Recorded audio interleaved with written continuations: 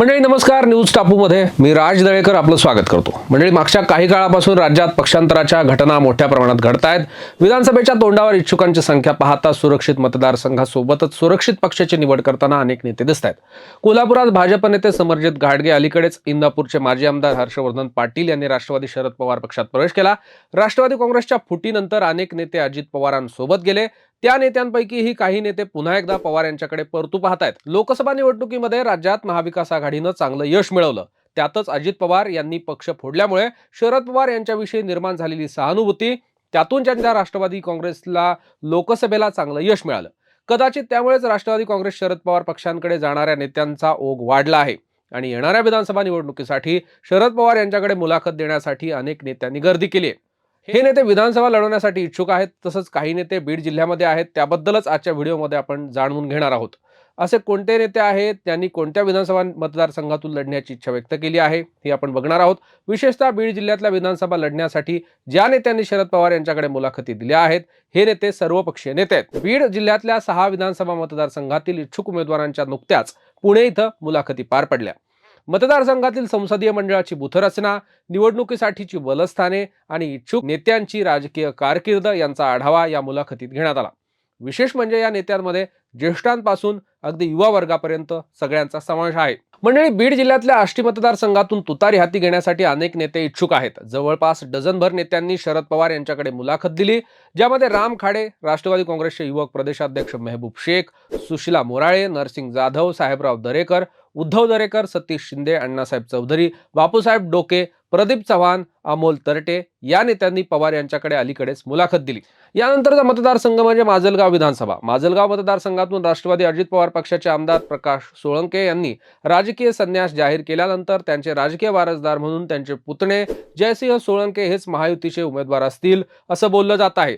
तसंच या मतदारसंघातून शरद पवारांच्या राष्ट्रवादीचा उमेदवार कोण असेल याही चर्चा काही दिवसापासून सुरू आहेत. माजलगाव विधानसभा मतदारसंघासाठी भाजप नेते मोहन जगताप यांनीही मुलाखत पवारांकडे दिल्याचं बोललं जात आहे.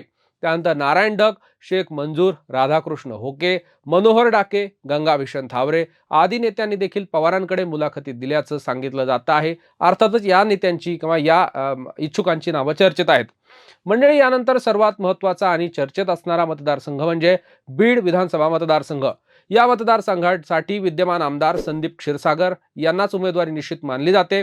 असं असलं तरी या मतदारसंघातून सर्वात आघाडीवर असणारे आणि चर्चित असणारे नाव म्हणजे भागवत तावरे. तावरे यांना सर्व जनता लोकपत्रकार म्हणून ओळखते, त्यामुळे ते क्षीरसागर यांच्यानंतर प्रबळ उमेदवार म्हणून बीडचे मानले जातात. याबरोबरच इथून जाधव, दराडे, गोरे याही नेत्यांची किंवा इच्छुकांची नावं चर्चेत आहेत. म्हणजे यानंतर अनुसूचित जातीसाठी राखीव असणारा केज विधानसभा मतदारसंघातून राष्ट्रवादीकडून इच्छुक असणाऱ्या नेत्यांमध्ये भाजपच्या माजी आमदार संगीता ठोंबरे यांनी पवार यांच्याकडे उमेदवारी मागितल्याचं बोललं जातंय.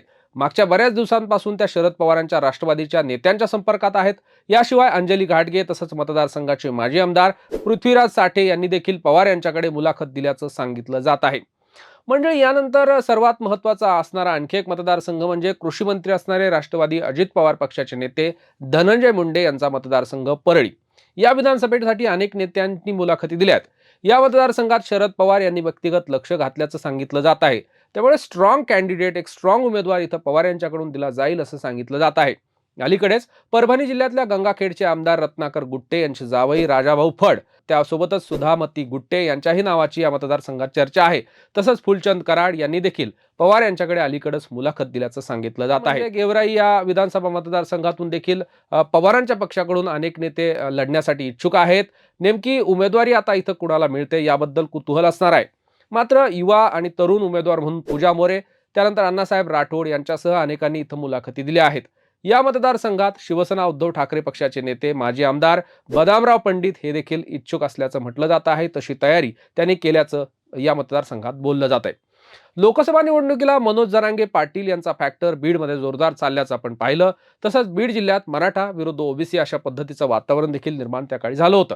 विधानसभा निवडणुकीतही मराठा आरक्षणाचा मुद्दा पुन्हा एकदा चर्चेत येण्याची शक्यता आहे. त्यामुळे शरद पवार यांच्या पक्षासाठी विद्यमान खासदार इथला बीडचा असल्यामुळे पुन्हा एकदा राष्ट्रवादी शरदचंद्र पवार पक्षाची ताकद बीडमध्ये पाहायला मिळू शकते.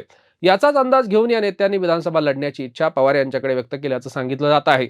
असं असलं तरी इच्छुकांची गर्दी पाहता पवार नेमकी कुणाला उमेदवारी देतात, तसंच उमेदवार निवडताना निकष काय ठेवतात हे पाहणं महत्त्वाचं आहे.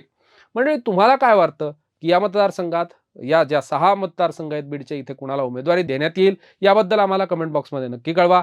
तुर्तास वेळ झाली इथेच थांबण्याची. पाहत रहा न्यूज टापू.